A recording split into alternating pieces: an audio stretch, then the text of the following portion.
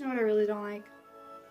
I really don't like it when you like a guy and then poof, they just kind of stop talking to you. I'm not like signaling at anyone, but I'm just saying. Speaking of that, hello my wonderful and beautiful family, and welcome to another episode of Red Walker. I am your host, Sarah King, aka Red Walker, and today we are going to be talking about a very special subject for me.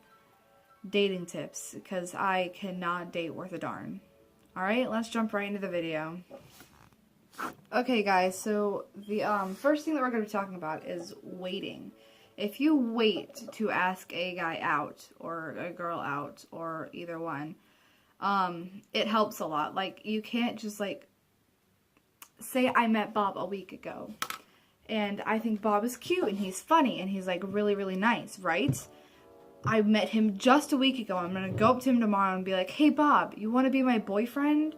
No, don't do that. That's weird, first of all. That's not impersonating, what the heck? It's putting out an impression that you are way too pushy and touchy and grabby, and that you are like really just impatient. And impatiency is not something that you would like to have when it comes to a relationship. You want to be patient. Like, you met Bob a week ago, and it seems like he likes you, but you don't know. So you're just going to wait until like a month, maybe more. More would be a little better.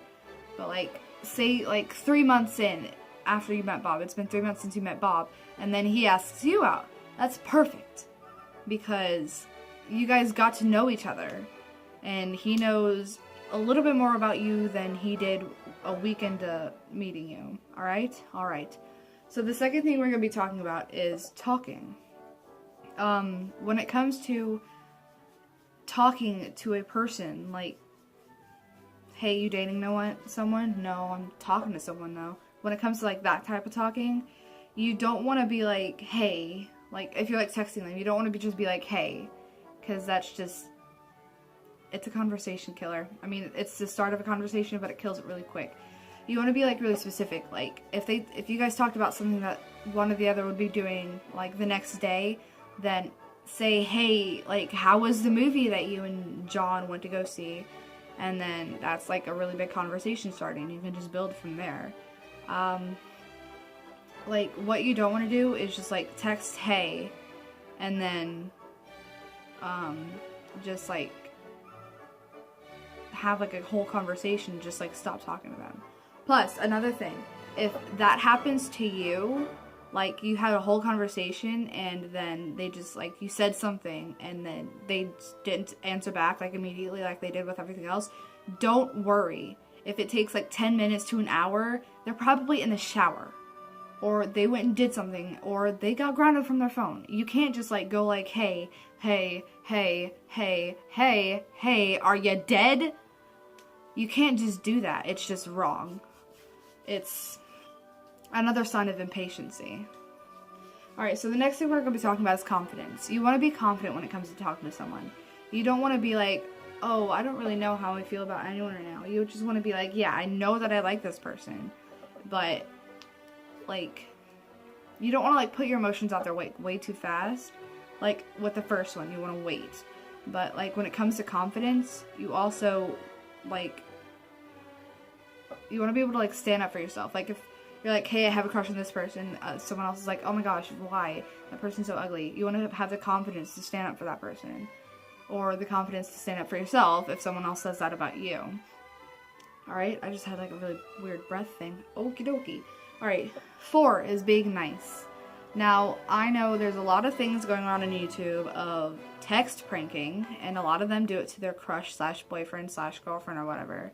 Or a friend's boyfriend or girlfriend. And that's not nice. It's actually really rude. You don't want to do that to someone you like until you get permission. And then surprise them out of the blue. You can't just do like, hey, can I do this? And then like do it, because then they'll see it. But like, you want to know that they're okay with that first.